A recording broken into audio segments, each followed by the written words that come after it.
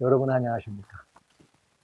불타는 지구촌의 모습이 불안해서 흘러가는 여러 가지 이 세상의 일들이 걱정되고 두려워서 인류의 운명이 어디로 가고 있는가, 혹은 이 불타는 지구촌의 이 모습이, 마지막 모습이 어디로 가고 있는가를 궁금해하시는 여러분들, 염려하시는 여러분들, 이런 모든 상황에 대한 답을 알기를 원하시는 여러분들이 한자리에 있습니다.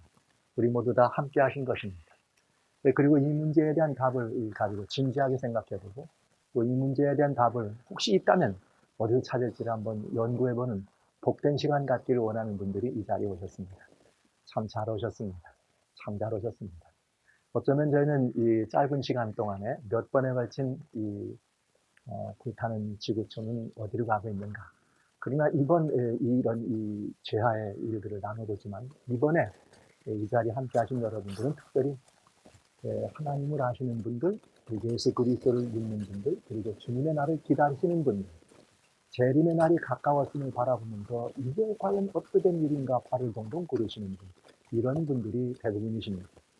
저는 이렇게 이 하나님의 아름다운 말씀을 가진 하나님의 종으로서 여러분들과 같이 이러한 시대의 아픔들을 하나님의 말씀을 통해서 살펴보는 시간을 갖는 복된 시간을 준비하게 된 것이고, 참 잘 오셨습니다.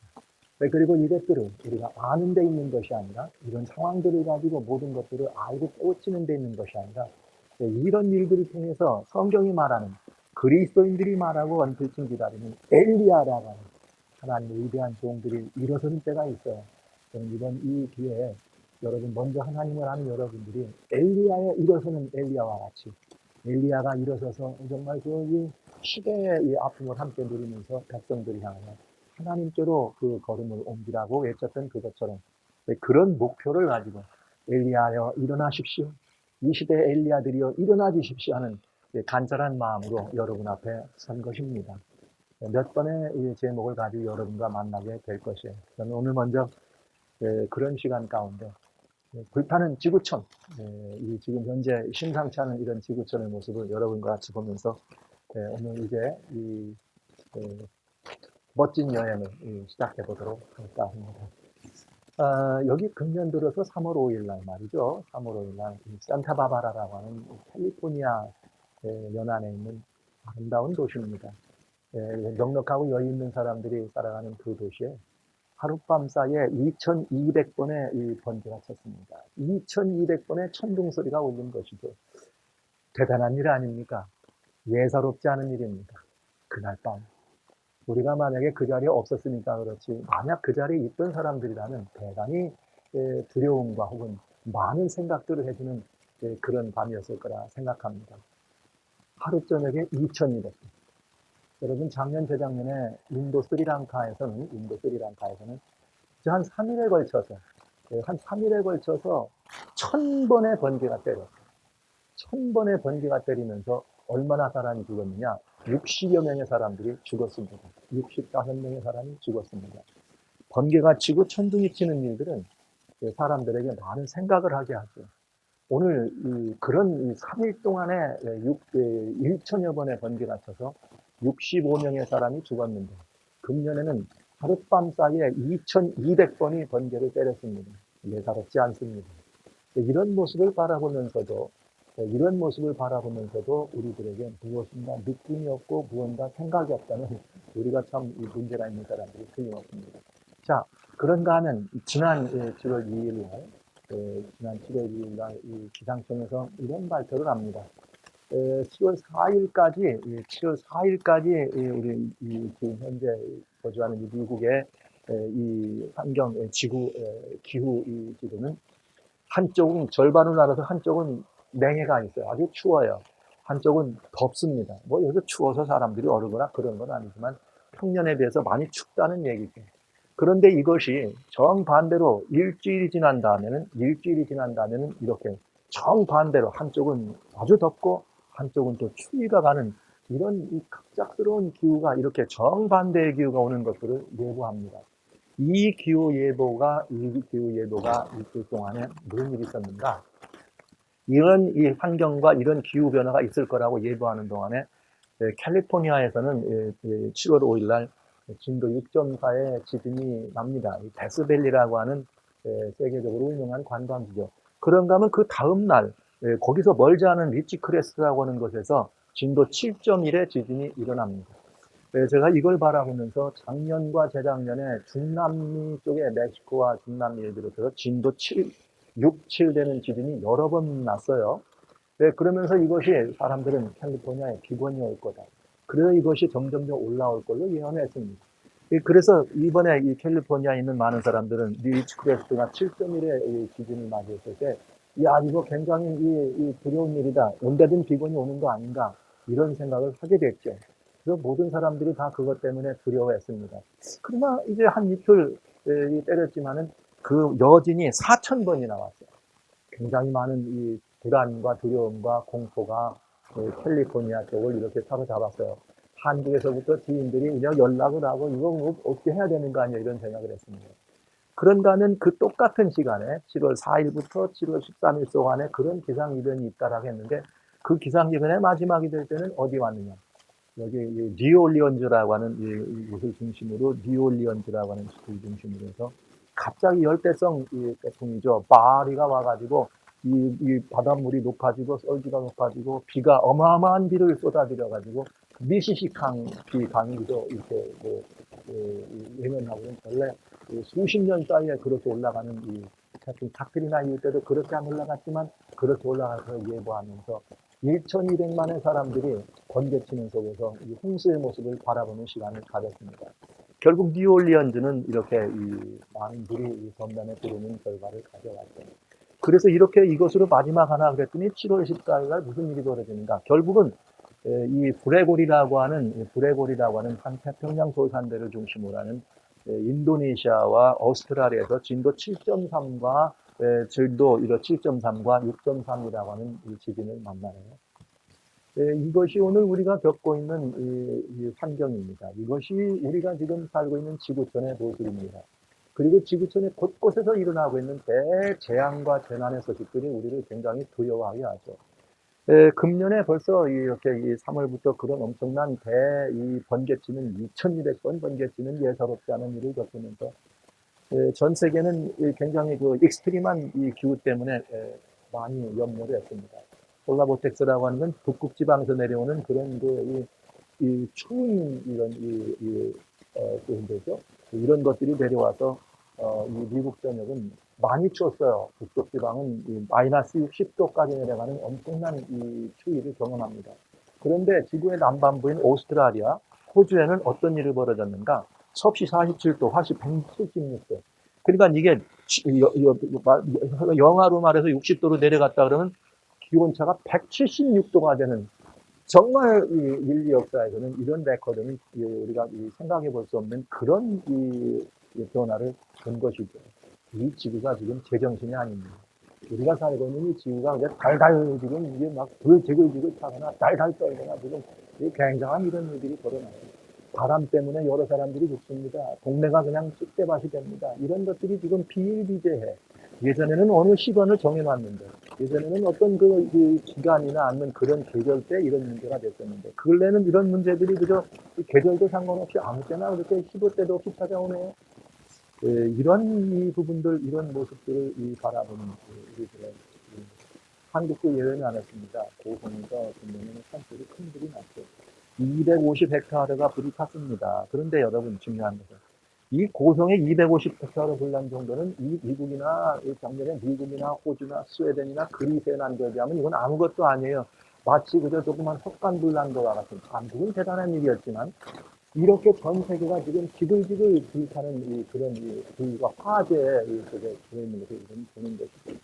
관광지 유명한 사람들의 기독교나 불교나 프랑스 파리에 있는 노틀담 사원은 아주 유명한 곳입니다. 지난 4월 15일 날 불이 났죠. 원모를 불이 나면서 세계인들이 와우 이게 정말 뭔가 무슨 재난이 오는 것 같은. 옛날에도 화재는 있었어요. 산불도 있었고 홍수도 있었고 지진도 있었습니다. 그러나 이런 것들이 지금 이런 문제들은 예사롭지가 않다는 거죠. 옛날과는 다르다는 거죠. 규모에 있어서나 그 빈도수에 있어서 전과는 전혀 다른 모습들이 일어나는 것이죠. 이런 모습을 바라보면서 지구촌의 모습을 보고 사람들은 지구가 지금 어떻게 미쳐 돌아가는 거 아닌가? 이 지구촌이 불이 붙었어. 어쩌면 좋노? 환경만 그런 게 아니에요. 환경만. 사람들이 살아가는 삶의 형편에도 역시 마찬가지. 금년 들어서 4월 달에 부활절을 기념하는 때 스리랑카에서는 4곳, 5곳에서 백화점과 교회와 이 성당을 중심으로 폭탄 테러가 일어나가지고 280여 명의 사람들이 죽습니다. 또 많은 사람들의 인명피해를 마치게 됐습니다. 세계인은 이런 일을 바라보면서 근심합니다. 두려워합니다. 이게 웬일일까 걱정합니다.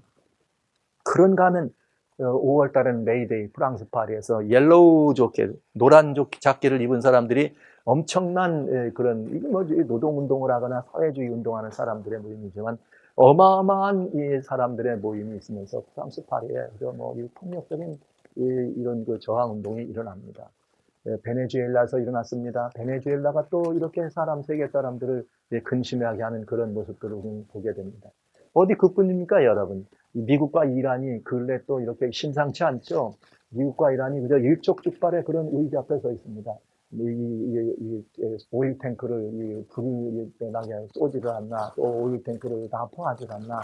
미국과 이란이 지금 거의 한 발짝 가까이, 정말 이제 뭐 한 발짝 가까이.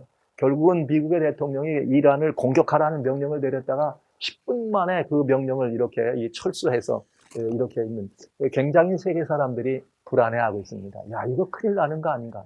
이런 것들만이 아니죠. 미국과 또 중국은 또 어떤 일이 벌어졌어요. 미국과 중국은 그냥 호르무즈 해협에서 흐르는 긴장만이 아니라 미국과 중국은 무역 전쟁으로 말미암아서 뭐 관세 폭탄을 먹이고 무역 전쟁으로 지금 굉장한 이 세계의 많은 사람들이 염려합니다. 이러다가 세계 경제가 그냥 이 바닥에 추락하는 거 아닌가 이런 생각들을 하지요.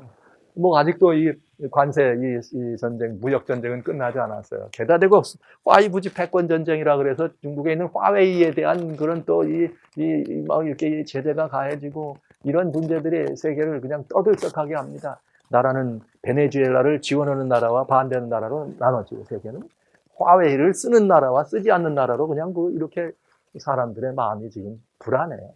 홍콩은 700만 사람들 가운데 100만, 200만이 거리에 나와서 민주화, 자유화를 부르짖습니다. 그런데 그런가 하면 중국 사람들은 그 뒤에도 미국이 뒤에 있다. 이렇게 또 미국에게 뭔가를 이렇게 브레임하고 찾는 걸 봅니다. 이런 많은 이런 일들이 우리 주변에 일어나고 있어요. 홍콩 사람들이 외치는. 그런가 하면 북한에 있는 또 아무개는 말이죠. 시진핑 주석을 불러다가 함께 또 이런 또 긴박한 만남을 만나게 되고 서로 이 도움을 약속하면서 이런 일이 벌어지는 과정에 우리는 G20이라고 하는 또 하나의 이 역사적 경점을 만들어가는 잘 사는 나라 사람들의 만남과 모임을 우리는 보게 됩니다. 거기서 G20가 마치는 동안에 한 이슈는 미국과 중국의 무역 전쟁이에요. 그러면서 잠시 소강 상태에 들은 것 같지만 중국은 지금 상당히 많이 아파하고 있죠. 미국도 역시 그럴 만한 명분이 있기 때문에 미국도 이 불사하는 이런 이 전쟁을 정말 전쟁까지라도 불사하는 그런 무역 전쟁을 지금 진행하고 있는 것입니다.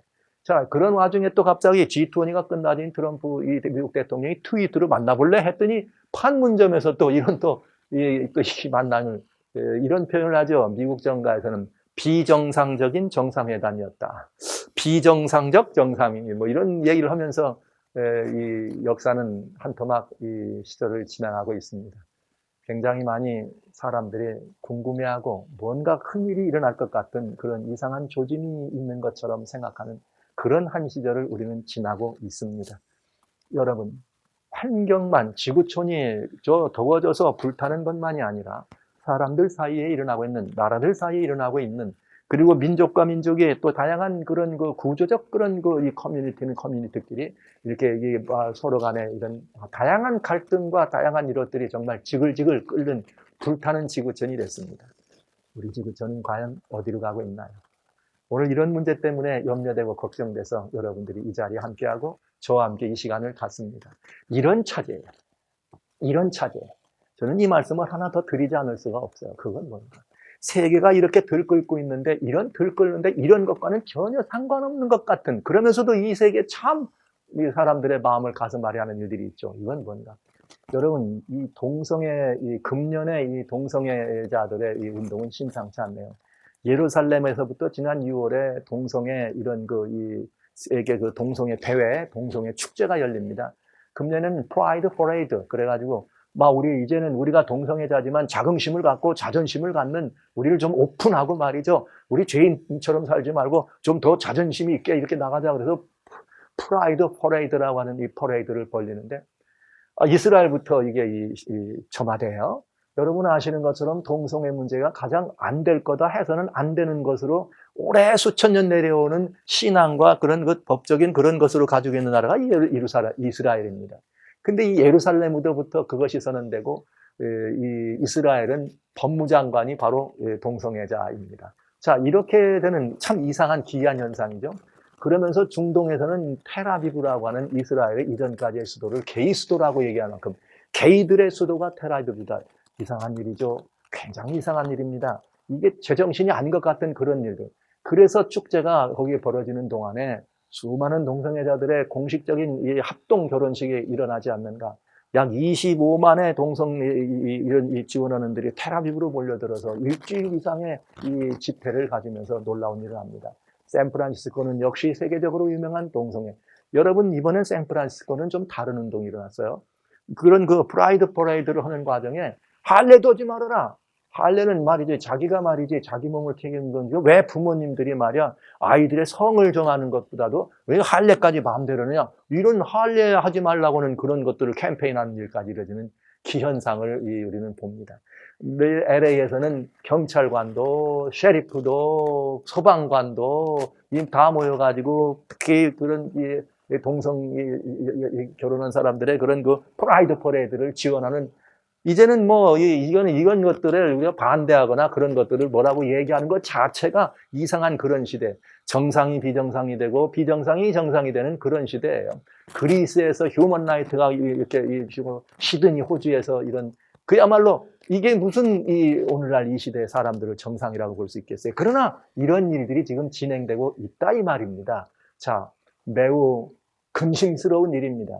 세계는 이 온 지구촌은 불타고 있고 세계의 다양한 사람들의 살아가는 환경 속에서는 가난 때문에, 직장 때문에, 재정 때문에, 무역 때문에 또 여러 가지 많은 걸로 전쟁의 소식이 있고 여러 가지 많은 테러의 소식이 있고 세상은 지금 이렇게 온통 지글지글 들끓는데 한쪽 판에는 정말 사랑이란 이름을 가지고 이런 그 비정상적인 이런 부분들이 정상이 되는 그런 오늘 완전히 이 비정상이 정상이 되는 그런 비정상적인 그런 이 불타는 지구촌을 우리는 봅니다.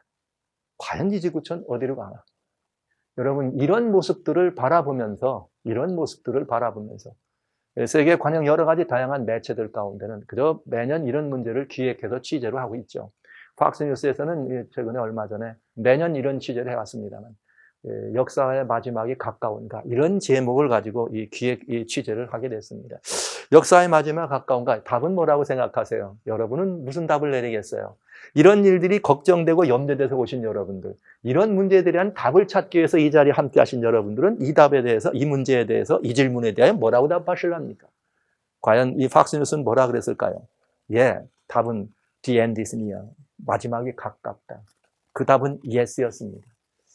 자, 이게 오늘 우리들의 현 주소입니다. 그러나 여러분, 이런 매체들에서 아니면 사람들의 모습이 아니면 그런 곳에서 모인 사람들이 이런 걸 바라보면서 말세야 해서 역사는 마지막이 가까울까요? 그래서 우리가 살고 있는 지구촌이 지금 이 엉망진창일까요?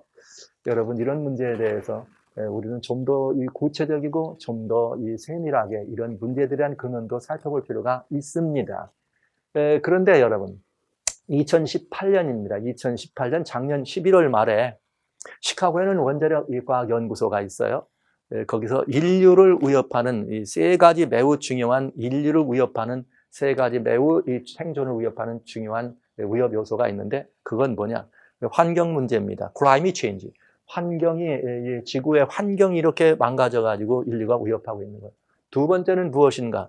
사람들이 지금까지 해오는 인지가 뛰어나다 보니까 사람들이 너무 이 과학 기술 이런 것들이 그저 발달해서 혁신적인 그런 그 과학 문명이 발달해 가지고 여러분 아시는 것처럼 지금 우리는 4차 산업혁명이라고 하는 것이죠. 4차 산업혁명, 말하자면 그저 AI, 인공지능, 인공두뇌, 말하자면 인조인간이 탄생하기 직전까지 와 있는 이런 시대예요. 그러면서 여러 다양한 이런 과학기술들에 대해서 결국은 인간이 개발해낸 그런 과학기술이 인간의 생존을 위협하는 그런 시대를 우리가 맞이하고 있는 것이죠. 또 하나는 무엇인가? 나라와 나라들 간에, 민족과 민족들 간에 서로 그런 다양한 이해관계 속에서 서로의 이해와 서로의 도달하는 유득들을 보기 위해서 자기들의 어떤 그 파워를 또 힘을 늘려가는 과정에서 첨단화된 과학기술이 도모돼가지고 다른 어떤 것들의 위협적인 요소로부터 우리를 방어하는 것만 아니라 때로는 우리가 누군가를 공격하기 위한 다양한 무기체제들이 첨단화되고 고도화돼가지고 아주 그저 엄청난 그런 화력을 가지고 이 재난을 가져올 때는 그런 무기 시스템들이 개발되고 있다는 거죠. 그래서 이런 환경과 이런 과학기술과 사람들의 그런 나라들 간의 이해관계가 서로 아주 근본적으로 서로 어떻게 되는가? 맞물려 있다는 거예요. 넥서스 됐다. 이 말은 맞물려 있다. 합동돼 있다는 거예요. 그렇게 해서 이것들이 인류의 생존을 위협하는 요소가 됐다. 이 이야기를 12월 달에 발표하면서 그 시카고에 있는 그 과학원자력연구소는 매년 뭘 하느냐? 1월 달에, 매년 1월 달에, 특별히 24일이나 25일 경우에서 둠스데이 클럭이라고 그래요. 역사가 이 정도 됐으면 인류의 운명은 얼마나 남았느냐. 이것들을 얘기합니다. 그런데 불행하게도 그들이 노스 코리아 핵 문제까지 여다 가입하면서 인류는 지금 아주 새로운 비정상, 정말 비정상적인 그런 상태가 우리가 지금 맞이하고 있다 하면서 2분 전이다. 인류는 이제 이 멸망 2분 전까지 가까웠습니다. 이 둠스데이 클럭이라고 하는 것은 동서간의 냉전 체제가 이렇게 끝나갈 무렵에 시작됐을 때 정말 그 핵 무기로부터 이 핵무기의 위협으로부터 인류가 얼마나 노출되어 있는가를 이게 재기 위해서 이걸 만들었어요. 한때 미소간에 가지고 강정이 됐을 때는 3분 혹은 5분도 가고 그랬습니다. 물론 그때 아주 그저 의촉즉발했을 때 2분까지 간 적이 딱 하나 있었는데 그 이후로 지금까지 인류는 그런 것이 아닐지라도 복합적으로 비정상적인 상태라 그래서 2분 전이다. 이런 상황까지 우리는 오게 된 것입니다. 역사는 2분 전이다. 그러니까 이게 너무나 위험한 상황이라는 것이죠. 그래서 누구라도 이구동성으로 오늘 우리가 살고 있는 또 우리가 서 있는 이런 시대에 대해서 뭐라고 말하는가? 위험한 시대다. 우리는 이 생존을 위협받고 있다. 이렇게 되게 있습니다. 여러분들은 이 문제를 어떻게 보십니까?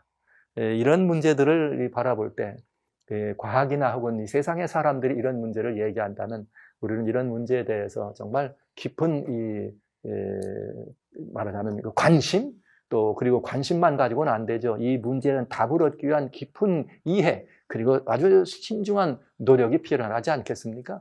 자, 그래서 이런 문제에 대한 답을 우리는 어디로 가서 찾을 것인가? 저는 하나님의 말씀을 가진 이 목사이기 때문에 이런 문제, 2분 전이라고 하는 인류 파멸의 시계, 인류 멸망의 시계가 2분 전으로 가까웠다고 하는 이런 시점 앞에서 저는 여러분들에게 이 말씀을 드리지 않을 수가 없습니다. 그건 무엇인가? 이 시기에 대하여 성경은 뭐라 말하는가 하는 것이죠. 이제 지금까지 시절의 형편을 여러분에게 아주 장광소를 들어놨습니다. 그러나 이제 이런 문제를 이야기할 때는 답을 찾기 위한 과정이기 때문에 우리의 현상과 현 시절을 먼저 말씀을 드린 것이고요. 잠깐 시대적인 현상을 여러분에게 미리 보여드린 것이고요. 자, 우리는 이 문제에 대해서 하나님은 어떻게 말씀하시는가를 살펴보기를 원하는 것이죠. 자, 이런 상황에 대해서 예수님께서 우리들에게 주신 말씀이 마태복음 24장 44절로 45절에 있습니다. 우리는 흔히 이런 일들이 되면 하나님을 아는 사람들은 오라 예수님 재림이 가까웠다 이렇게 생각합니다. 하나님을 모르는 사람들은 와 인류 멸망이 인류 패망이 가까웠다 이렇게 생각합니다. 여러분 인류의 패망, 인류의 멸망이라고 하는 이런 이 상황들이 그런 이 시점들의 이야기들이 오늘 우리들에게 주어질 때 우리들이 조심하고 챙겨봐야 될 일들은 세상이 말하는 인류의 마지막 문명은 세상이 말하는 우리들의 이 인류의 마지막 모습은 비극적입니다. 비극적입니다. 그러나 하나님이 말씀하시는 인류의 마지막 모습은 희극입니다. 희망적입니다. 그러니까 미리 말씀드리지만 오늘 우리가 이 사실을 이곳에 와서 여러분과 같이 살피고 연구하며 대안을 찾아가는 이 과정은 희망을 향해 가는 과정임을 기억해 주시기 바랍니다. 자, 예수님은 뭐라고 말씀하셨는가? 이런 일들을 바라보면 뭐라겠는가? 예수님 올 때가 됐으니 너희도 예비하고 있어라. 근데 예비란 무엇이냐? 어떻게 하는 것이 예비냐? 주님께서 오실 때 충성되고 지혜 있는 종이 되어서 주인에게 그 집 사람들을 맡아 때를 따라 나눠줄 자가 누구냐? 그러니까 이런 시절에 대해서 하나님은 어떤 사람들을 필요로 하시고 우리들에게 어떤 사람이 되라 이렇게 말씀하시는가? 충성된 종이 되라 지혜롭고, 충성된 종이 돼서 때를 알고 거기에 걸맞는 이 양식도 나눠줘라 이 말이에요. 성경은 짝이 있다 그러잖아요.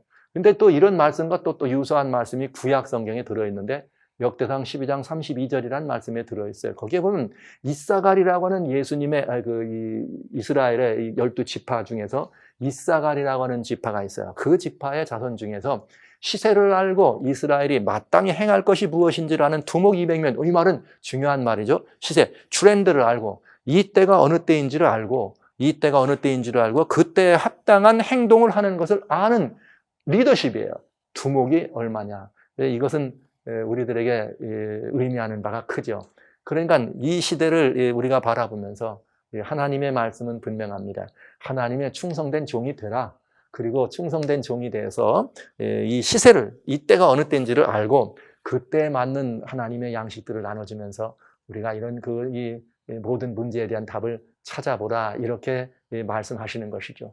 그래서 이 예수님께서는 우리들로 하여금 이런 그 시대를 바라보는 안목에 대해서 무슨 말씀을 주셨는가 하면 이런 말씀을 주셨어요. 반드시 주님은 어떤 일을 행하실 때 그 일을 행하기 전에 먼저 이야기를 하고 하시겠다.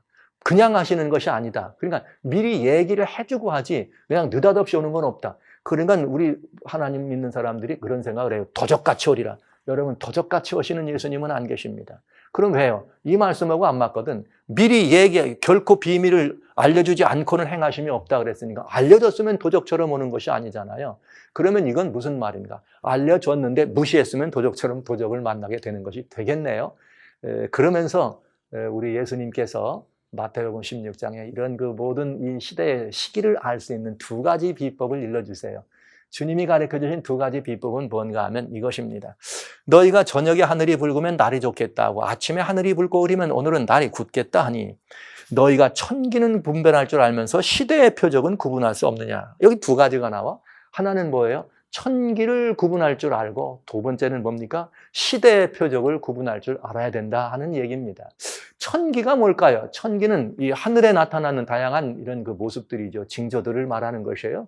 그러면서 시대의 징조라서 사이언스 오브 타임스라고 하는 말은 때의 징조예요. 이것들은 뭐냐? 사람들과 사람들 사이의 관계에서 혹은 우리들이 살아가는 이런 그 모든 형편에서 있는 다양한 그런 문제들을 가지고 한번 살펴봐라 이렇게 얘기한 거예요. 그래서 저는 그 주님의 가르침을 따라서 이번에 여러분들과 같이 이 두 가지를 살펴볼 겁니다. 어떻게 보느냐? 오늘 천기는 오늘 한 번만 볼 거예요. 오늘 천기를 좀 먼저 살펴보고 하늘의 징조를, 그 다음에 때의 징조를 살피는 것은 상당히 미묘하고 또 민감하기도 하고 중요한 이슈가 되기 때문에 요것을 제가 서너 번에 걸쳐 말씀을 드릴까 합니다. 특별히 이 때의 징조는 다니엘 11장을 통해서 여러분들과 같이 나눠드리려고 해요. 오늘 저는 먼저 주님이 말씀하신 천기를 보는데 천기를 봐야 되는 이유가 있어요. 그건 뭐냐? 하나님이 하늘의 징조들을 우리가 보는 것은 왜 그런가? 이건 천지 만물을 지으신 하나님의 창조 사역의 목표와도 같습니다. 그 창조 사역이 다양한 이유와 다양한 목적을 가지고 지었을 때 그 가운데 특별히 이 첫째 날, 둘째 날, 셋째 날, 넷째 날 이렇게 해서 여섯째 날까지 천지 창조를 하실 때 네 번째 날 하나님이 만드시는 것이 태양과 해달별이라고 하는 소위 태양계입니다. 그 이야기가 창세기 1장 14절로 16절에 있는데 하나님이 태양계를 만드신 목적에 대해서 이런 말씀을 하세요. 이 하늘의 궁창인데 그 광명으로 하여금 징조와 사시와 일자와 연한이 이루라. 여러분 대단히 중요하죠? 여러분 지구가 자전을 합니다. 달이 운행을 합니다. 또 지구가 태양을 중심으로 돕니다. 태양은 은하계 중심으로 돌아갑니다. 이런 모든 것들을 우리가 살펴보는데 이것들로 인해서 하루가 연결이 되고 매달도 되고 사시가 이루어지고요. 사계절이 이루어지고 연한도 이루어집니다. 네. 그런데 성경은 뭐라 말했느냐? 사시도 중요합니다. 연한도 중요합니다. 일자도 중요합니다. 그러나 가장 먼저 주님이 태양계를 만들으신 이유는 무엇 때문이다? 징조다. 이 모든 것들, 즉 징조라고 하는 말은 이 태양계에다 하나님께서 뭔가를 두셔서 그걸 통하여 우리가 뭘 하는 거예요? 말씀하시는 거예요. 직접 대화 안 하시면서도 태양계와 천연계를 통해서 우리는 하나님의 뜻을 알게 하고 하나님이 보여주시는 그런 그 원리들을 이해할 수 있겠다. 그래서 태양계는 뭐가 있다? 징조가 있다. 그 예수님께서 이 땅에 오셨을 때도 역시 마찬가지입니다. 우리가 하늘의 징조를 보라 주님 말씀하셨잖아요. 천기를 보라. 그러니까 천기를 보려면 맨 처음 하나님이 이렇게 분명하게 창세기 그것도 1장에 말이죠. 하달별에다 징조를 줬다 그랬으니까 천기를 보려면 해부터 봐야 안 되겠어요? 이렇게 하늘의 징조를 보는 방법을 일러주신 거죠. 그러면서 예수님께서도 뭐라고 말씀하셨는가? 오실 때 주님이 이 땅에 오시기 직전에 1월 성신에는 징조가 있겠다. 1월 성신이 뭐예요? 해와 달과 별자리들을 말하는 것이죠. 태양계와 관련되는 해와 달과 별자리입니다. 그러면서 주님이 오실 때 누가복음 21장 25절로 26절에는 뭐라 했는가? 1월 성신의 징조가 있을 뿐만 아니라 하늘의 권능들이 흔들릴 것이다. 하늘의 권능들은 바로 해달별을 말하는 것들입니다. 자, 이것이 예수님이 하신 말씀이에요. 그런가 하면 예수님께서 우리들에게 이 말씀을 하셨을 때에 다시 승천하시면서 그 제자 사도 요한에게 계시를 주셔요. 그것을 우리는 요한 계시록이라 그래. 그런데 주님이 말씀하시기를 창조 때부터 태양에다 징조를 주었다고 했잖아요. 예수님 오실 때 내가 올 때 해달별에 뭐가 있어? 징조가 있을 거라고 얘기하시잖아요. 그러면 오시기 직전에 대해서 또 주님 말씀하시는데 그 말씀을 뭐라고 하셨는가? 이 태양의 이 징조를 제가 여러분에게 살펴보면서 이런 말씀이 있습니다. 무슨 말씀이냐? 여기 요한계시록이라고 하는 성경 16장 8절로 9절에 뭐라고 했는가? 예수님 오시기 직전에 이 땅에 내리는 재앙들이 있어요. 심판의 재앙입니다. 이 재앙들이 임할 때 그 재앙이 어디에 떨어지느냐? 해예요. 해에다가 하나님께서 이 대접을 쏟았더니 해가 권세를 받아서 불로 사람들을 태우더라. 그랬더니 사람들이 크게 태워졌더라. 여러분, 지구가 뭐 한단 말이에요? 다른 말로 말하면 하나님께서 태양에 징조를 주셨는데 그게 뭐냐? 지구가 더워진다 이거예요. 사람들이 더위에 태워지겠다 이 말입니다. 그러니까 여러분 우리는 뭘 하란 말이에요? 이 태양을 연구해 봐야 합니다. 태양에 나타난 징조들을 봐야 합니다. 하나님을 아는 사람들은 이런 것들을 알지만 별로 관심이 없더군요. 오히려 하나님을 아는 사람들은 예수님을 믿으니까 믿으면 됐지. 주님 오시면 내 모든 것들이 다 이루어지는 건데 그만하면 됐지. 이래서 관심이 없으신 건지는 모르겠습니다. 그러나 실제 사람들은 이 일에 두려움과 관심이 있습니다. 그래서 그동안 여러 지구의 그런 환경 문제에 대한 환경 회의들이 저 브라질의 리오에서 또 여러 리마에서 많이 열렸어요. 도쿄에서. 그래서 무슨 도쿄 의정서도 나오고 이런 일을 했죠. 그런데 2010년에 멕시코의 칸쿤에서 이런 환경회의가 열려요. 그때 굉장히 중요한 일이 열려요. 진짜 중요한 태양과 관련 있는 이야기가 됩니다. 지구의 온도가 지금 더워지고 있다는 거예요. 이대로 가다가는 지구는 속수무책으로 망할 수밖에 없다. 근데 지구의 온도가 1도만 높아져도 굉장히 위험한데 지구의 온도가 2도 높아지면 그린랜드의 빙하가 완전히 사라진다. 그렇기 때문에 그린랜드의 빙하가 사라지면 지구의 화약고가 되기 때문에 우리는 여기서 더 이상 살아갈 수가 없다. 그 이상은 볼 것도 없어요. 그러니까 이 지구의 온도가 2도가 높아지지 않도록 하는 문제에 대해 대안을 세워야 된다. 그런데 얼마 만에 세워야 되느냐? 10년 안에 이 문제에 대한 답을 내려야 된다. 지구 온도에 2도가 올라가는 일을 10년 안에는 막아야 된다는 거죠. 몇 년도에 시작했다고요? 2010년 12월 11일에 칸쿤에서 있었던 회의였습니다. 자, 이렇게 된 이후로 여러분 2도라고 하는 것이 이 지구촌의 화두가 됐어요. 글로벌 워밍, 지구가 더워지고 있다고 하는 이야기들이 지구촌의 매우 중요한 화두가 되면서 2도라고 하는 말이 아주 중요한 화두가 된 것입니다. 2도. 그래서 지구가 지금 이렇게 2도 이렇게 더워지고 있는데 지구가 더워지는 것에 가장 첫 번째로 나타나는 현상이 뭔가? 그것은 바로 씨레벨, 바다의 해수면이 올라오는 것이요. 왜? 더워지니까 빙하도 녹고 더워지니까 다양한 이런 것들이 녹아서 점점 수면이 올라오고 있다는 거죠. 씨레벨이 높아지면 어떤 일이 벌어지는가? 지구의 대부분의 도시들은 이 강이나 혹은 바닷가를 기준으로 있습니다. 근데 이 지구나 강이나 바닷가로 덮어서 아직은 안전하지만 해수면이 60cm만 올라가도 2피트니까 약 60cm, 70cm만 올라가도 이렇게 이 물에 잠기는 도시가 많이 생겨나요. 그런데 여러분, 빙하의 10%, 지구촌에는 빙하의 10%만 녹아도 3피트가 올라갑니다. 그러니까 3피트가 올라간다니까 이거 굉장히 많은 이 도시들이 물에 잠길 수밖에 없다 이런 뜻이죠. 그런데 여러분, 그린란드라고 하는 이 빙하로 덮여 있는 땅이 있어요. 이 그린란드의 모든 빙하가 다 녹으면 20피트가 상승합니다. 20피트. 대단한 일이죠. 20피트가 상승하면 미국의 저 플로리다주 안쪽 끄트머리에 있는 템파라고 하는 도시가 있는데 템파는 물에 잠깁니다. 네. 여러분, 이거 대단히 두려운 얘기죠. 해안선으로부터 150km에서 200km 되어 있는 지구촌의 모든 도시들은 다 어떻게 된다? 물에 잠긴다. 수억의 인구, 수억의 사람들의 이 생존이 위협받는다 하는 일을 우리는 보게 됩니다. 그래서 많은 도시들이 뭘 바라보고 있는가? 해안가를 중심으로 하는 많은 도시들이 요즘 걱정을 하고 있어요. 특별히 태평양 같은 경우는 워낙 큰 바다 안에 바닷가에는 모래 길이가 점점 짧아지고 있어요. 그래서 뭐 아침에 근사한 이렇게 오는 그런 일들을 바닷가를 걷던 사람들이 아주 지금 걱정들을 많이 합니다. 이 해안가에는 유명한 도시들이 있죠. 마이애미나 이런 데 전부 지금 해수면이 올라오는 바람에 이 백사장의 길이가 짧아지고 있어서 걱정이에요. 여러분, 세계적으로 유명한 가장 청정 지역이라고 말하는 마샬 도시, 마샬. 이 마샬 군도는 지금 뭘 하고 있느냐? 이 도시가 마샬이라고 하는 군도는 물에 잠기게 됐어요. 이 해수면 때문에. 그래서 물에 잠기기 전에 이 사람들을 어떡하라? 소개시켜라. 그래서 마샬 군도 사람들이 전부 미국 본토로 들어오는데 그것 때문에 이 사람들이 걱정을 많이 합니다.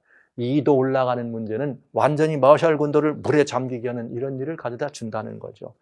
두렵고 무서운 일입니다.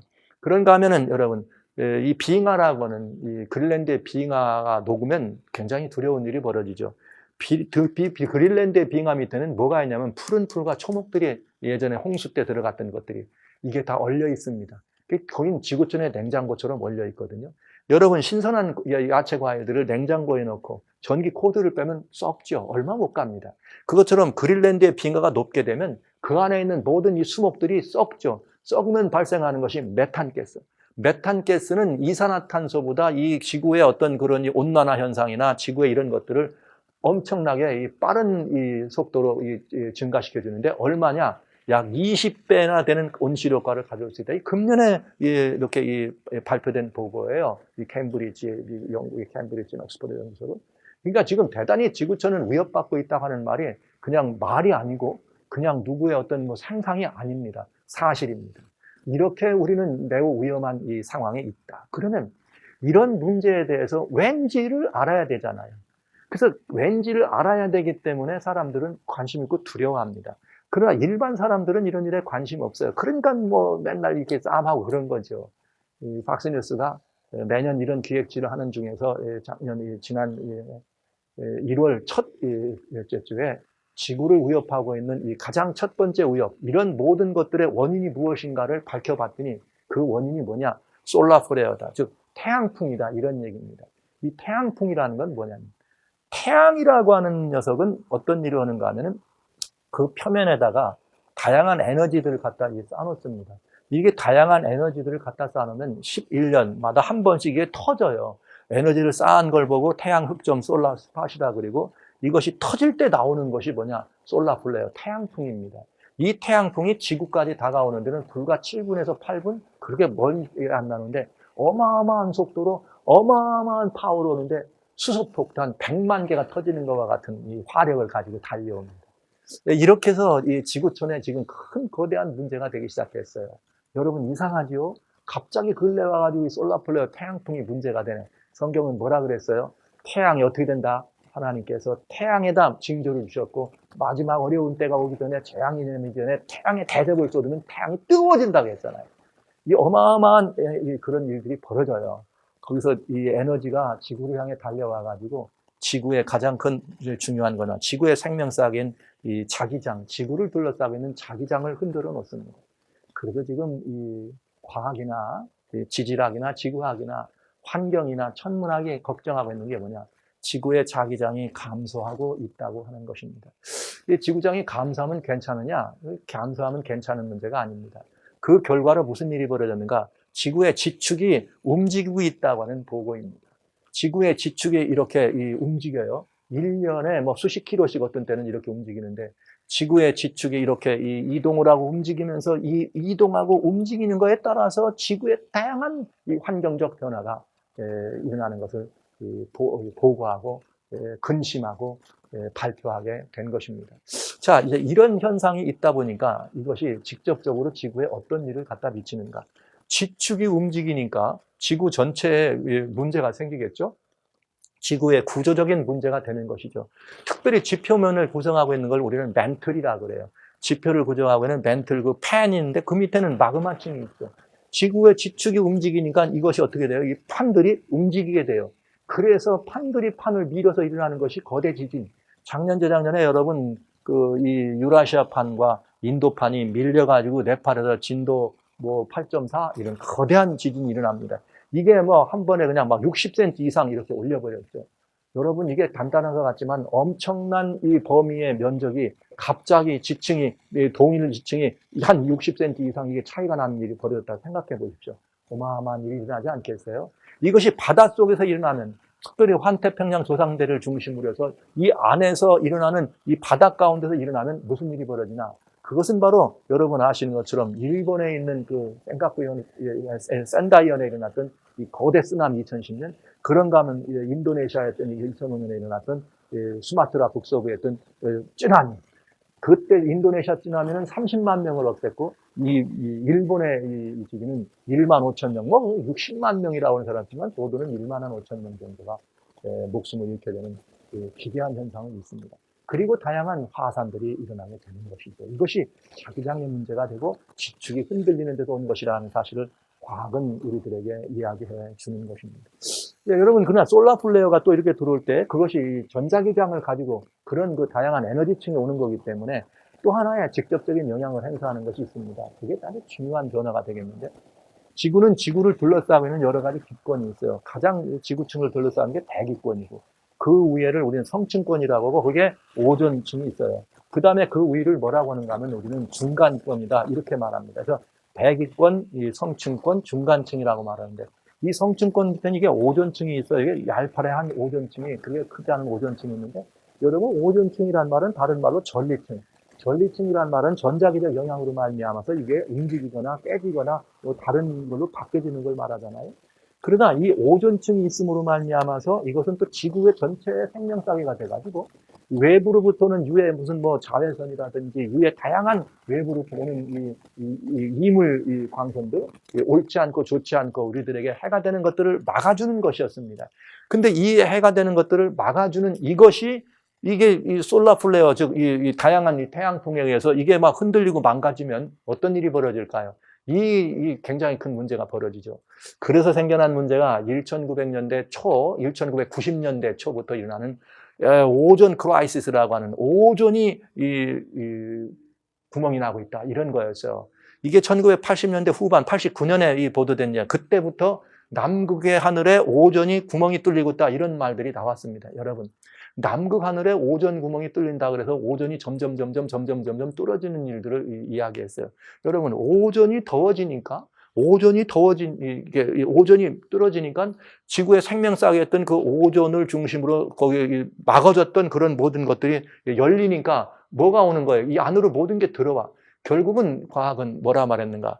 이 글로벌 어그리먼트라고 하는 말, 이 지구촌에 다양한 있는 이런 이 모든 것들이 뭐냐? 오존 디플레이션. 오존층이 이렇게 망가짐으로 말미암아 지구에 이런 다양한 영향을 미쳐왔다. 환경에, 클라이밋에 이런 거대한 변화를 가져왔다는 거거든요. 그러니까 이 말을 또 다른 말로 말하자면 뭐냐면, 이런 그 오존층의 문제를, 오존 디플레이션을 막기 위해서 우리는 이 지구적인 애씀이 있어야 되겠다, 이런 회의를 한 것입니다. 그런데 여러분, 과연 이런 일들이 이렇게 일어날 때 이것이 지구, 우리들이 애쓰고 노력해가지고 이걸 막을 수 있을까요? 이게 하나님께서 태양에 징조를 뒀다고 하는 말씀을 염두에 두시면 이게 뭔지를 이해할 수 있어요. 그리고 이것들이 틀린 말은 아닙니다. 혹시 이렇게 영향이 지구촌에 이런 걸로 영향이 있다? 자, 한번 보실까요? 사람들은, 과학은, 천문학은, 환경학은, 정치가들은 오존층이 망가지는 이유가 뭐냐? 탄소를 많이 발생시키기 때문에 망가진다는 거예요. 그래서 여러분 COP21이라고 하는 파리회의나 이런 게 다 탄소 발생을 줄이라는 거예요. 그래서 이 탄소 발생률을 줄이는 그런 에너지 정책, 그린 에너지, 이런 것들이 지금 많이, 그래서 무슨 태양 발전소니, 무슨 풍력 발전소니, 아니면 원자력 발전소, 이런 것들, 그러면서 이 탄소 발생을 줄여야 되는 것 때문에 세계 각국이 혈안이 되어 있어요. 그런데 여러분, 보시죠. 탄소 발생률이 높아지는, 당시에 이제 보고요. 탄소 발생률을 이렇게 비교해 보면은, 여러분, 대부분의 탄소를 가장 많이 발생시키는 건 북반구입니다. 그리고 남반부는 그냥 고대 도시라고 해봐야 남반부에 조금 도시화되어 있는 나라들 조금이에요. 전부 도시화되어 있고 공업화되어 있는 북반구에서 탄소 발생을 제일 많이 해요. 인구도 75% 이상이 다 북반구에 몰려 있으니까요. 그러면 우리가 말하는 과학에 얘기하는 거로 말하면 오존층이 그렇다면 어디서 떨어져야 됩니까? 북극 하늘이 떨어져야 돼요? 남극 하늘이 떨어져야 돼요? 북극 하늘이 떨어져야 되는 거 아닙니까? 과학이라면. 그러나 여러분, 사람들은 모르는 게 있으면 something이라 그래요. 수학을 풀다 모르면 X라 그럽니다. 그래서 오늘 이거 모든 걸 연구하는 사람들이 something이라, 무언가 있다. 근데 뭔지는 몰라. 그러니까 뭐밖에 답이 없다. 이게 탄소 발생 때문에 그렇다. 그래서 탄소 발생을 규제하려고 하는 회의를 파리회에서 했던 것입니다. 그런데 여러분, 여기 참 중요한 게 있어요. 오존층이 그렇게 되면 북쪽에 뚫어져야 되는데 오존층은 어디서 뚫어져요? 남극에 있는 오존층이 구멍이 뚫어져요. 제가 이 사실을 보면서 깜짝 놀랐습니다. 와우. 이제 가까워졌구나. 하나님이 말씀하신 대접을 하늘에 태양에 쏟는다고 하신 말씀이 이제 거의 가까이 왔다. 지금 이게 그거하고는 좀 같은 건 아니겠으나 굉장히 지금 가까워졌다. 왜냐? 성경을 읽다 보면은 굉장히 이상한 부분이 있어요. 예수님 오시기 직전에 하늘이 종이축이 말리는 것 같이 떠나간다고 되어 있어요. 요한계시록 6장 14절에. 여러분, 하늘이 어떻게 말려갑니까? 이 대기 하늘을 말하는 걸까요? 뭘 말하는 걸까요? 하늘이 뭘로 이렇게 막혀 있어요? 무슨 이렇게 이 천막처럼 쳐 있어요? 그래서 천막 걷는 겁니까? 그러나 여기 하늘이 종이축처럼 말려같이 떠나간다. 이런 말씀을 읽을 때 상당히 많이 따져보는 사람이라 도대체 어떻게 하는 것일까 궁금했어요. 제가 그 답을 바로 이 뉴스를 접하면서 하나님 말씀은 살았다. 하나님 말씀은 살았다. 하늘이 떠나갈 때가 있구나. 언제예요? 예수님 오시기 전에. 그런데 이 하늘이 점점점 떠나가면 무슨 일이 벌어지느냐? 성경은 베드로후서 3장 10절에 이렇게 말했어요. 그날에는 하늘에 큰 소리로 떠나간다. 하늘이 떠나가면 무슨 일이 벌어지는가? 체질이 뜨거운 불에 풀어진다. 여러분, 놀라운 일입니다. 하늘이 말려가면은 체질이 더워진다는 거예요. 땅이 더워지겠다는 얘기예요. 이만하면 여러분 답을 우리는 찾은 거나 마찬가지예요. 이만하면 답을 찾은 거나 마찬가지예요. 왜 하나님께서 탄소 때문에 이렇게 된다면 북극이 떨어져야 되는데 그거와는 정반대, 과학하고는 정반대 일을 지금 일으켜 주셨는가? 그 이유는 이것입니다. 하나님께서 오실 때 예수님 이 땅에 재림하시기 전에 하늘이 물러간다. 그리고 또 하늘이 물러가는 현상은 땅이 뜨거워질 것이다. 왜냐? 하나님의 해다 징조를 주면 지구가 더워진다고 말씀하셨거든요. 그러면 이것이 그냥 어느 날 갑자기 되면 지구촌에 사람이 다 죽잖아요. 그래, 사랑의 하나님께서 지구촌을 살리려고 하시는 방편으로, 지구촌을 살리려고 하는 방편으로 오존층이 물러가니까, 그래서 오존층이 물러가니까 태양이 무너지는 거 아니에요? 거기 전리층으로 막혔죠. 그랬더니 오존층이 지구를 물러가니까 더워진다고 하는 사건이에요. 여러분, 하나님이 인류를 사랑하셔서 북쪽을 뚫지 않고 남쪽을 뚫어서 과학하고는 반대되는 일을 하셔서 하나님 말씀이 살아있다. 하나님 말씀이 사실이다. 그러니 이 사실을 보고 내가 말했잖아. 이렇게 하늘이 떠나가면 체질이 더워진다고, 그리고 하늘이 떠나간다고 이 사실을 미리 보여주셨고, 이것을 보여주시고 직접 북쪽에서 안 뚫고 직접 사람 많은 데서 안 뚫고 저 남쪽에서, 그래서 과학이 얘기하고 있는 것이 옳지 않다고 하는 말을 하시면서까지라도 인간에게 주시려고 하는 메시지는 무엇입니까? 인간에 대한 사랑을 그리 표현하신 거 아닙니까? 하나님 말씀이 살아있고 사실이고 이것이 이렇게 결정적으로 이루어지는 일을 보면 어떡하라는 거예요? 내게로 좀 돌아와야 되지 않느냐? 이것이 하나님 사랑 아닙니까? 그래서 하나님께서 은혜의 시간을 주신 것이 남극 하늘을 뚫으신 것입니다. 남극 하늘을 뚫으시면서 이것이 2000 몇 년이냐? 11년입니다. 그러니까 정확하게 말하면 약 한 20년 만에 드디어 북반구의 북극에 있는 노스포, 북극에 있는 이 오존이 점점점 디플레이션, 이렇게 점점점 루즈업을 사라지기 시작하고 있다. 지금은 북반구 하늘이 열리고 있습니다. 여러분, 그래서 여러분 무슨 북극의 눈물이니 뭐니 한국 사람들이 이거 잘 찍어요. 그래서 그런 기획 취재를 한 사람들이 막 미국 이 국제 대회가 상도 받고 했잖아요. 그게 언젠가 잘 보세요. 북극 오존이 뚫어지는 게 2011년. 2011년 이후에 북극의 얼음이 녹기 시작하고 최빙선이 없어도 북극을 통과하는 이런 시대가 온 것입니다. 오존층이 어떻게 되고 있다고요? 물러가고 있다. 하나님은 태양계 징조를 주셨습니다. 그 태양계 징조를 주셨습니다. 그래서 태양계 징조를 주시고 그것들이 조금 더 일치에 어긋나지 않게 성경하신 말씀대로 이루어지는 것을 오늘 우리는 보는 것이죠. 과학은 이 사실을 알지 못해요. 인위적으로 무언가를 해결하려고 하지만 그게 아니에요. 본질은 그게 아니라는 사실을 알아야 되는 것입니다. 여러분, 결국 그럼에도 불구하고 과학은 이 지구가 벌써 1도 올랐습니다. 이제 이 지구가 1도 오르는데 2010년에 2도 오르면 안 된다 그랬는데 1도 올라가는데 얼마 걸렸느냐? 5년 걸렸어요. 언제부터 지구촌의 온도가 들어갔느냐? 2015년부터 시작해서 2016년 사이에 지구는 1도 올라가 버렸습니다. 여러분, 이렇게 1도 올라가 버리는 일이 벌어지고 또 이 완전히 이 오존층의 망가짐으로 말미암아 이렇게 구멍 뚫어지면서 완전히 이제 지구는 더위 속에 들어가게 됐다. 지글지글 끓여야 되는 이유가 바로 여기에 있다. 그런데 또 오존층이 망가지면서 또 그 이 모든 이 들어오는 태양풍이 자기장을 약화시키면서 생기는 또 다른 현상이 뭐냐? 이게 굉장히 중요한 거예요. 첫째는 지축이 움직인 것이에요. 하나는 오존층이 망가진 것이에요. 또 하나는 뭐냐? 이렇게 강력한 자기장이 들어오니까 지구를 이 북극 하늘을 둘러싸고 있는 북극권을 둘러싸고 있는 제트기류라고 하는 것이 있습니다. 이 제트기류가 여기에 이 자기장을 띄고 찬 공기를 묶어주고 잡아줬는데 이게 이 자기장이 이게 약해지니까 자기장이 감소되고 약해지니까 무슨 일이 벌어지는가? 이걸 따고 있는 제트기류가 흘러 내려가게 됐어. 이렇게 밑으로. 그래서 위에 있는 것을 폴라 보텍스라고 하는데 이것이 제트기류가 자기장이 잡아주는 이 제트기류를 잡아줘야 되는데 자기장이 이것이 힘이 약해가지고 이 제트기류를 덜 잡아주니까 어떤 일이 벌어져요. 이런 현상을 가져왔죠. 그래서 제트기류가 이 북극 중심으로 있어야 될 이것이 이 아래로 내려오면서 이 모양이 마치 영어 알파벳에서 오메가와 같다 그래서 오메가 블럭이라고 하는 현상을 가져온 것입니다. 뭐 그림은 제가 미국 이 자료니까 여기 걸 보여드렸지만 이게 전부 이렇게 해서 전 세계적으로 이런 현상이 벌어진 거예요.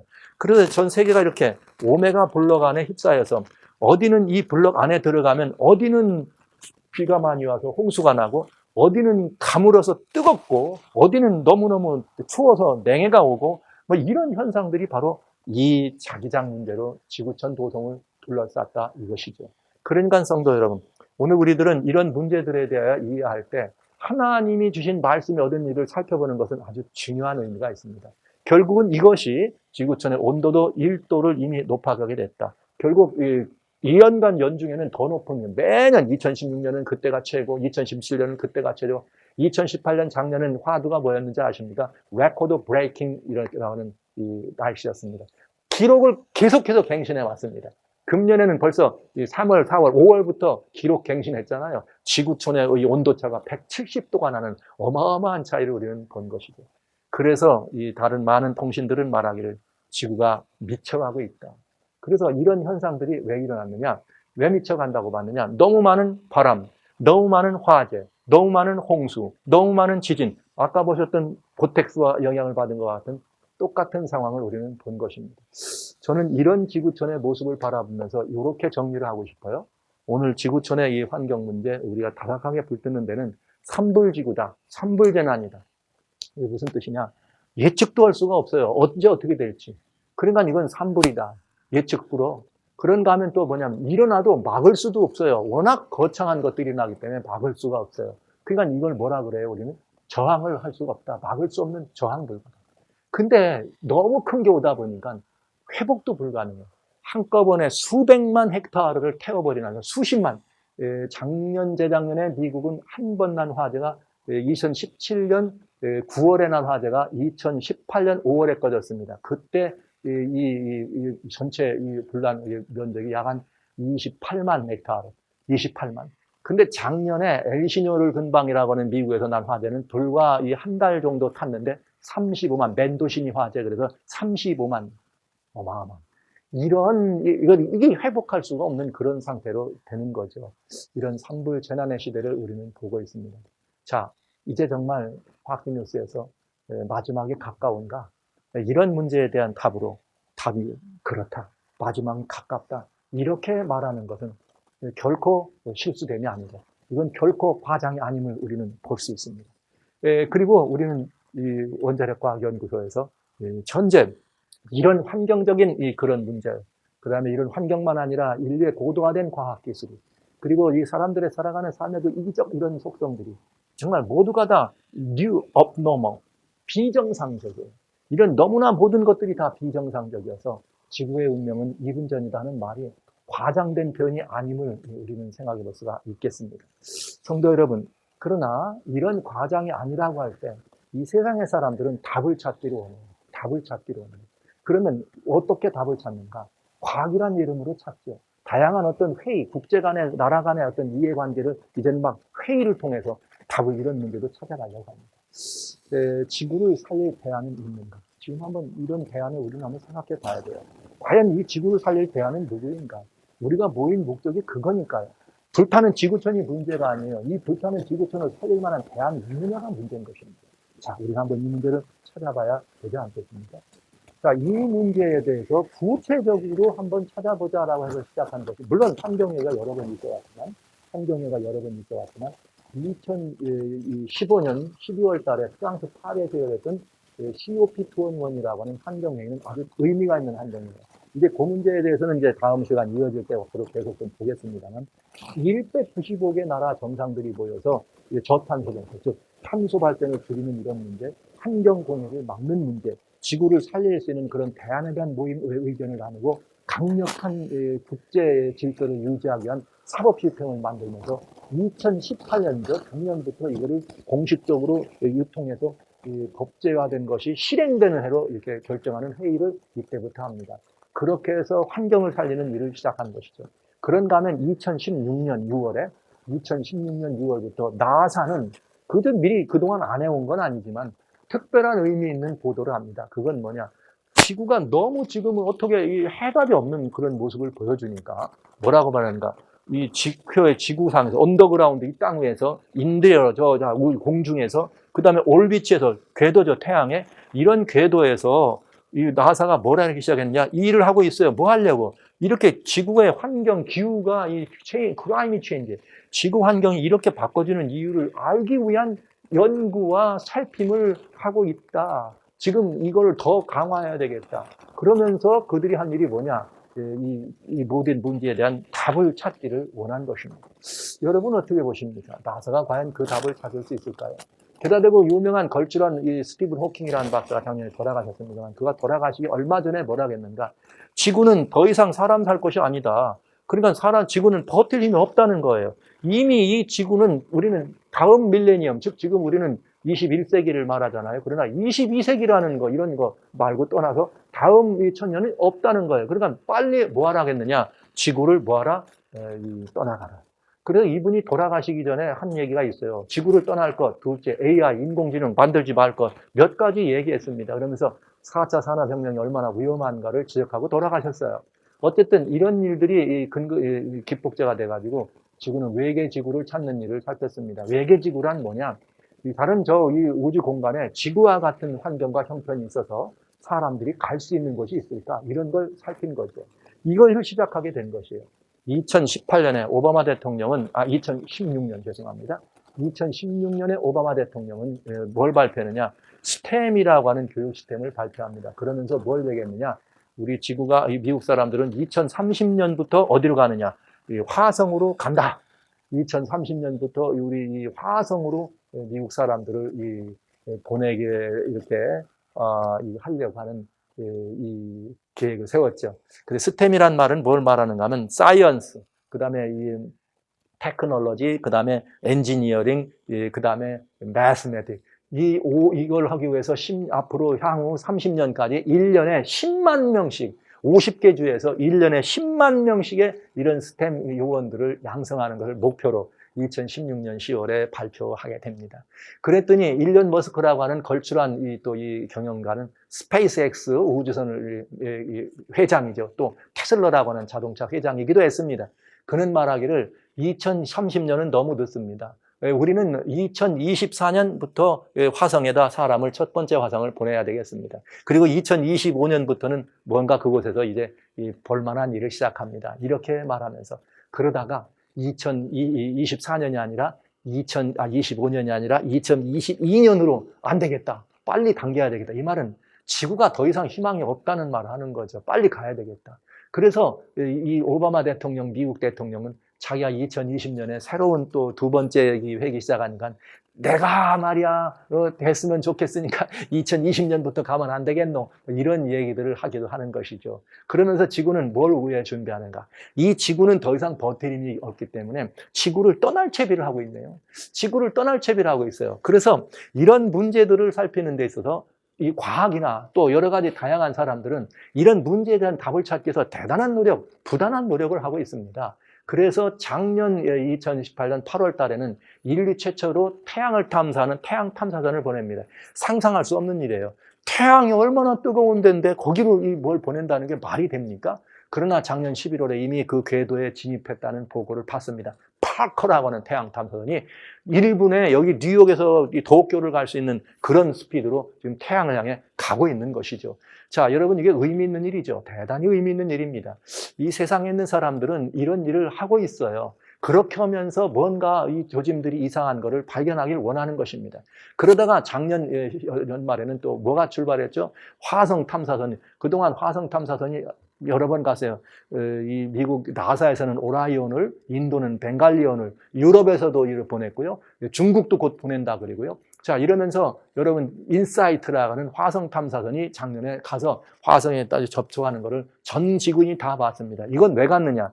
화성 안에 있는 지질에 우리가 살 수 있는 물이나 이런 게 있는가를 검사하러 간 것입니다. 굉장히 중요한 출발입니다. 저는 이런 이 출발들을 하는 것은 매우 의미가 있다. 그래서 이렇게 하려면 많은 걸 쏘아 올려야 되는데, 그래서 뭘 하기 시작했느냐 하면 이런 것이죠. 스페이스X라고 하는 여기서는 대단히 중요한 일을 작년도 했지만 금년부터는 팰콘 9이라 그래가지고 어마어마하게 무거운 이것들을 실어 올리면서는 왕복 이 라켓들을 쏴버려요. 자, 이게 뭘 말하느냐?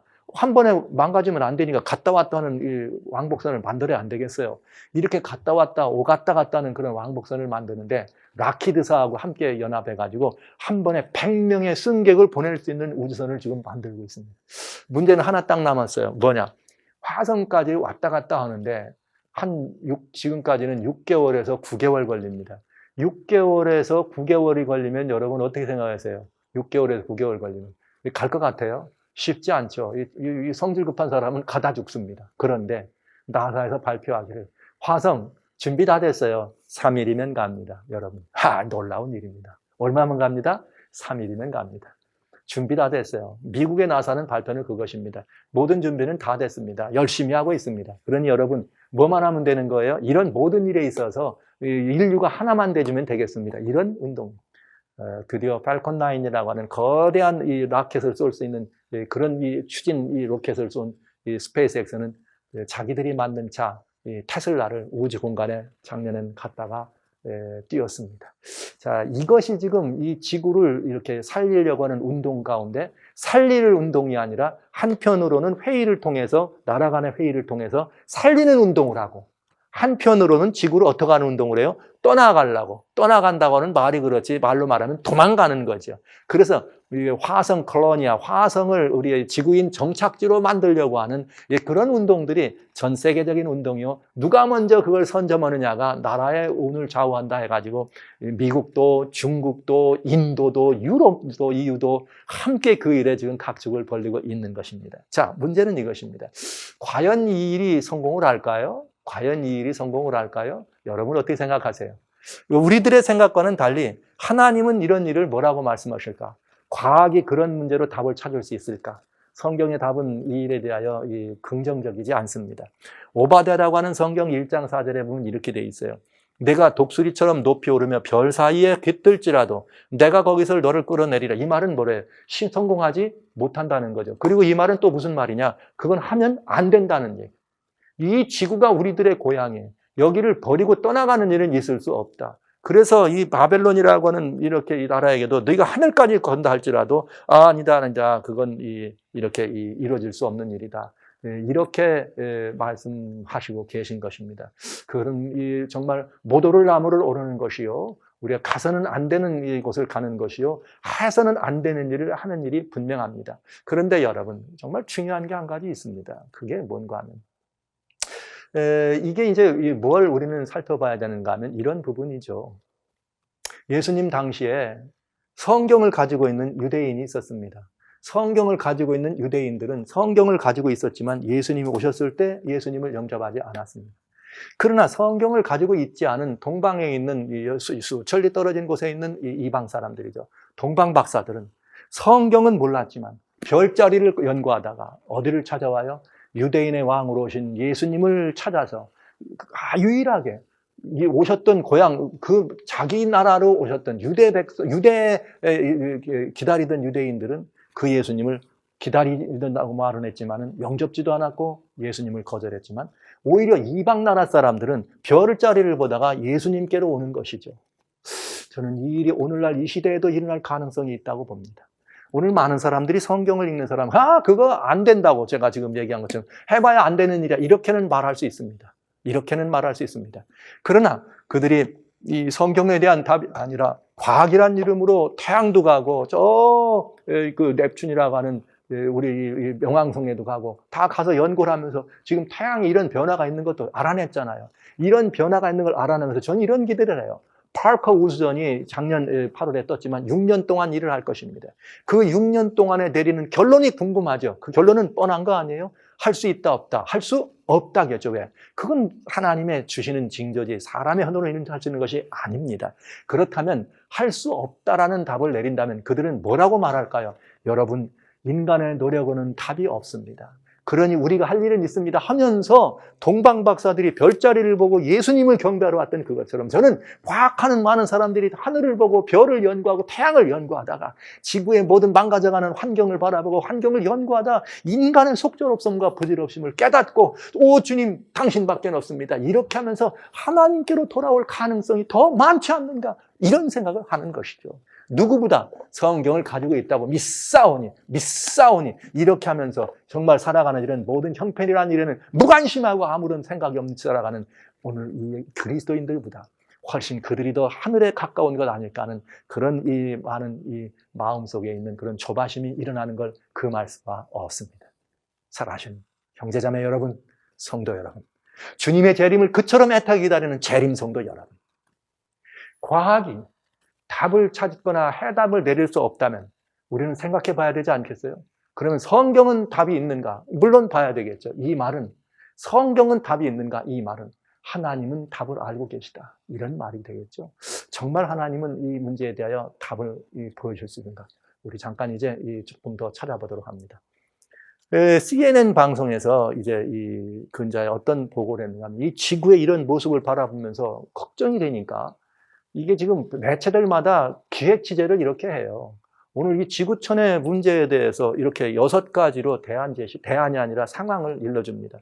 오늘 우리 이 클라이밋 체인지 이렇게 이 환경, 이 지구가 이렇게 기후가 변화돼 가지고 일어나는 일들이 있습니다. 이게 뭐냐 봤더니 토네이도 바람이에요. 허리케인 바람이에요. 이런 것들은 아무것도 아니래 바람. 그러나 확실하게 뭐가 있느냐? 드라우트는 가뭄이에요. 가뭄. 그다음에 여기는 헤비레인은 홍수에 비가 너무 많이 와. 이상하죠? 바람이 막 토네이도가 있고 허리케인이 있고 여러분 토네이도는 맨날 미국에만 일어나는 줄 알았죠? 중국 작년에 어떻습니까? 토네이도 와가지고 얼마나 이 중국에 애먹었어요. 여기 가뭄이 있고 한쪽은 홍수가 나고 정반대 현상이 일어나. 그러면서 한쪽은 어떻게 돼요? 시레븐 바닷물이 올라가고 있고 더우니까. 하나는 뭐예요? 히트웨이브. 이게 막 더위가 막 천정부지로 올라가서 맨날 이 신기록, 레코드 브레이킹 한다 이 말이죠.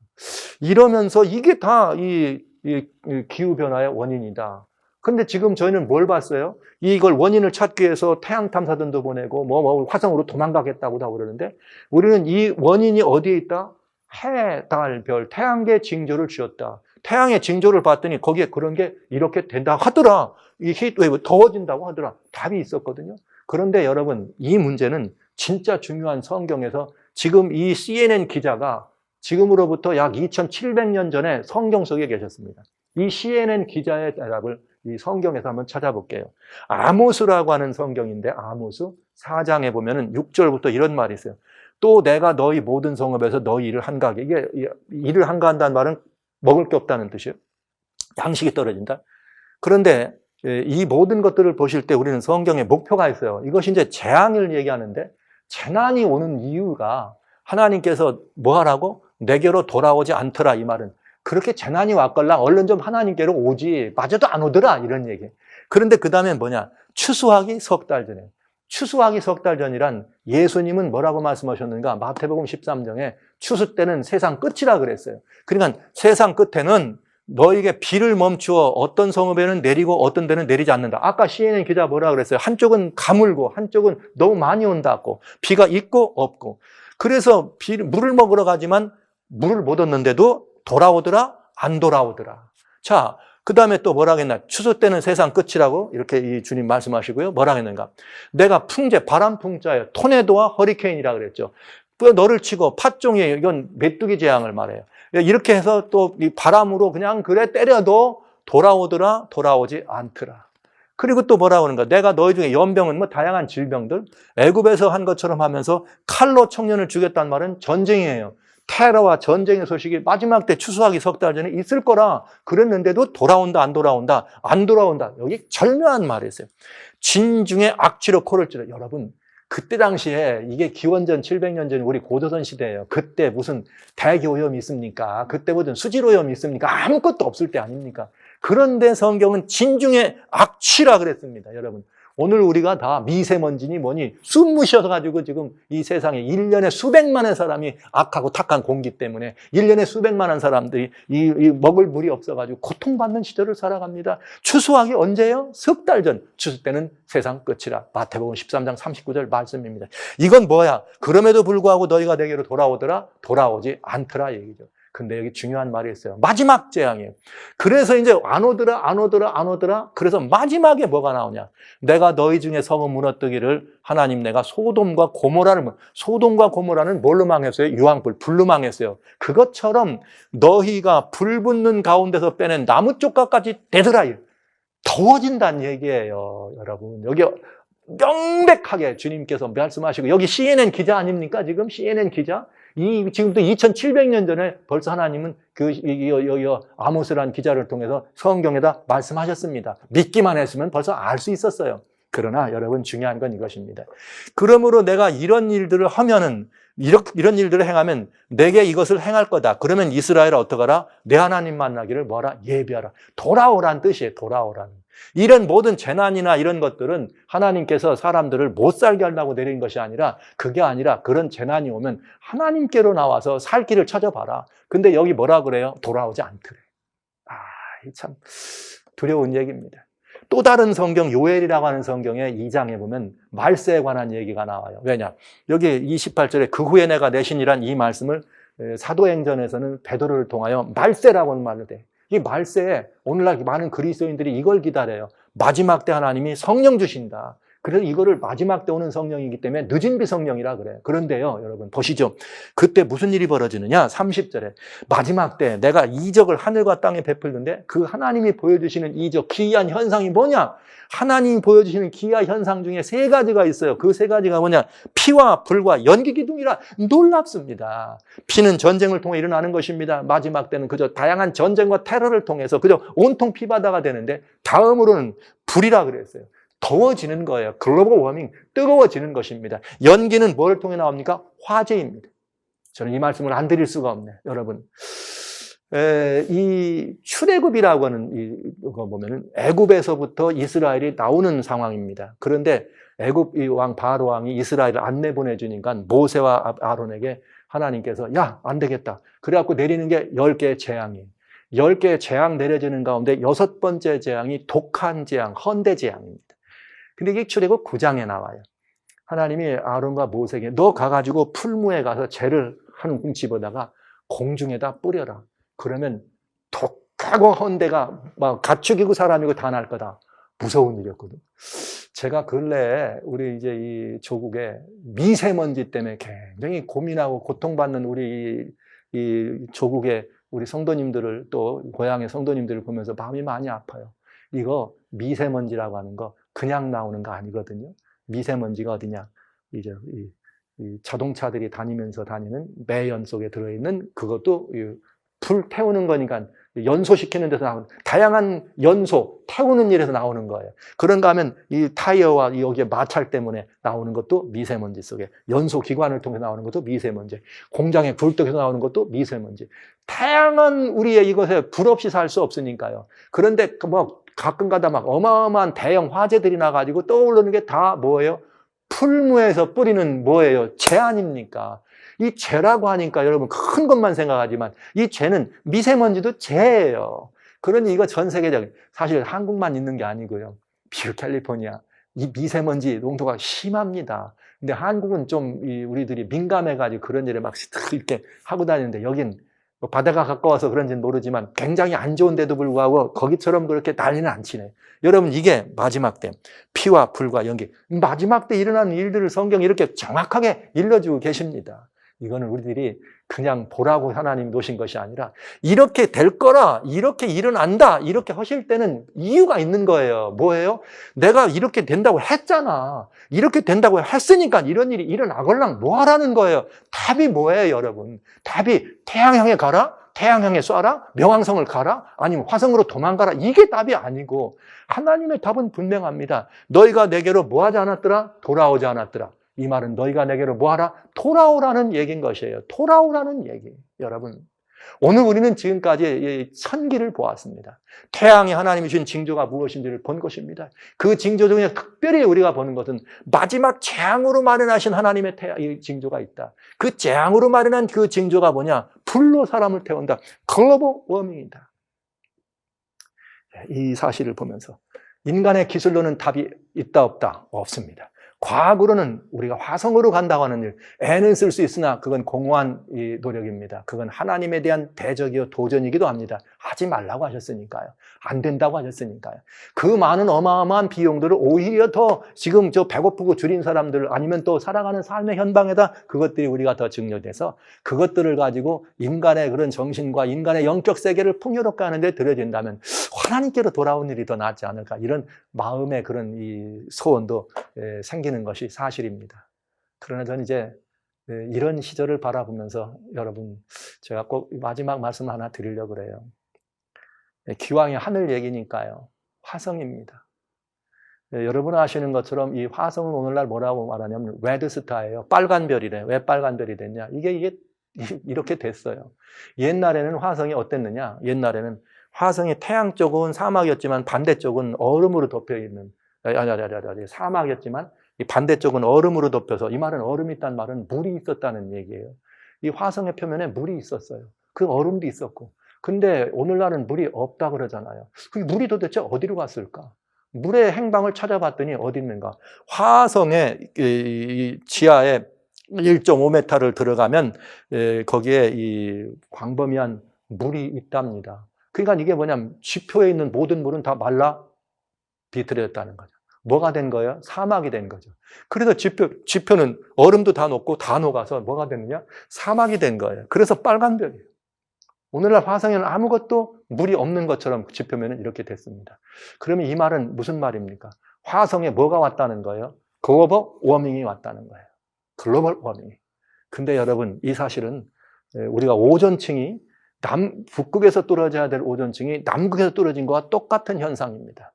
제가 오존층은 지구촌 전체에 관한 얘기고 화성은 지구 밖에 얘기이기 때문에 제가 화성 얘기를 나중에 하는 것입니다. 여러분 보시죠.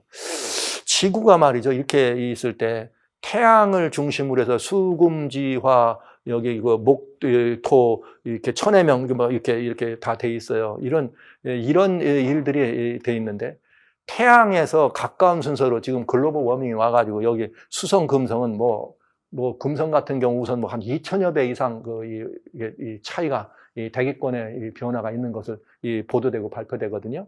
여러분, 화성에 글로벌 워밍이 와서 저 지표면에 있는 모든 물이 말라 비틀어져서 빨간 별이 돼버렸습니다. 그러면 여러분, 태양에서 지구가 가까워요? 태양에서 화성이 가까워요? 태양에서 가까운 건 지구입니다. 그러면 지구가 먼저 글로벌 워밍이 와서 완전히 다 그냥 말라서 사막이 돼야 됩니까? 화성이 먼저 돼야 됩니까? 여러분 상식적으로 얘기해 보세요. 어디가 먼저 이런 일을 겪어야 할까요? 어디가 먼저 글로벌 워밍이 와야 합니까? 물론 지구도 온 것은 사실이죠. 그러나 이미 화성은 어떻게 됐어요?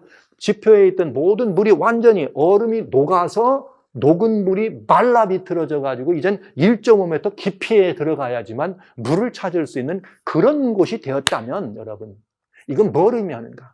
여러분, 무섭고 두렵고 놀라운 이야기이기도 합니다. 생각해 보십시오. 만약에 지구가 먼저 이런 현상이 왔더라면 우리는 어떻게 될 거예요? 이미 우리는 싹 쓸려 아무도 없어요. 이미 지구는 뭐처럼 될 거라? 대접을 하야다 쏟으면 어떻게 된다? 태워서 사람들이 태워질 거다. 여러분, 이게 지금 우리 목격하게 문 앞에 왔다 이 말이에요. 사람이 여긴 다행히 아무것도 없으니까 다 죽은 사람은 없지만 지금 물이 말라서 그 정도로 될 정도의 사람이 있다면 그건 어떻게 되겠습니까, 여러분? 우리가 아무도 견딜 수 없습니다. 이 일이 태양에서 가까운 지구부터 일어나야 되는 것이 당연한데도 불구하고 하나님은 지구가 아니라 화성에서부터 일어나면서 보아라, 지구가 떠지고 결국은 불 가운데 떠오르는 나무 토막같이 너를 꺼낼 거라는 주의 말씀이 사실이라는 걸 이렇게 정확하게 보여주지 않습니까? 사랑하시는 형제 자매 여러분, 성도 여러분, 재림을 기다리시는 재림 성도 여러분, 오늘 우리는 이 하나님의 놀라우신 사랑과 섭리 앞에서 그날이 심히 가까웠음을 깨달아야 합니다. 그리고 우리가 지금 할 수 있는 답은 이것입니다. 오직 유일한 답은 한 가지입니다. 화성이 아닙니다. 어디 뭐 탐사선이 아닙니다. 하나님께로 돌아가는 것밖에 우리의 답이 없습니다. 주님이 이걸 기다하시면서 이미 먼저 이렇게 보여주셨어요. 오전충도 보여줘서 더운 걸 보여주고 이젠 화성을 보여주면서 아무도 부정할 수 없는, 왜냐하면 제가 학교 다닐 때는 화성은 한쪽은 얼음이고 한쪽은 사막으로 배웠으니까요. 아무도 부정할 수 없는 사실을 우리는 봅니다. 과학이 얘기해 줬습니다. 누가 먼저 하나님께로 돌아올까? 저는 굉장히 기대가 됩니다. 이 과학하는 사람들이 결국은 답이 없습니다. 하나님밖엔 답이 없습니다. 이런 말을 하리라 저는 기대하는 것이죠. 사랑하신 여러분, 지금 우리는 매우 긴박한 시간 앞에 있습니다. 불타는 지구촌 어디로 가고 있는가? 벼랑 끝에 서 있습니다. 이 벼랑 끝에서 우리를 살려줄, 이 지구를 살릴 수 있는 유일한 대안이 있다면 그리스도께로, 하나님께로 우리의 눈을 들어 하늘을 바라보고 하나님께로 돌아가는 것이 답입니다. 이것밖에는 답이 없다는 사실을 여러분들의 말씀을 드리면서 어디로 가고 있는가? 가고 있는 곳은 분명합니다. 도망가도 소용없습니다. 화성 아닙니다. 태양으로 보내면 답이 있을까요? No, 아닙니다. 오직 하나님, 주님께로 돌아가는 것이 유일한 답입니다. 오늘 이 시간 우리 지구촌에 있는 불타는 지구촌에 살고 있는 우리들이 먼저, 하나님 말씀을 가진 우리들이 먼저 하나님께로 돌아가서 여기에 답이 있다는 사실을 나누면서 두려움에 떨고 불안에 떨고 있는 사람들을 향하여 주님께로 돌아오라는 이 아름다운 말씀, 복된 소식을 전해야 되지 않겠습니까? 여러분 모두 그 자리에 함께해 주시기를 주의 이름으로 축원합니다.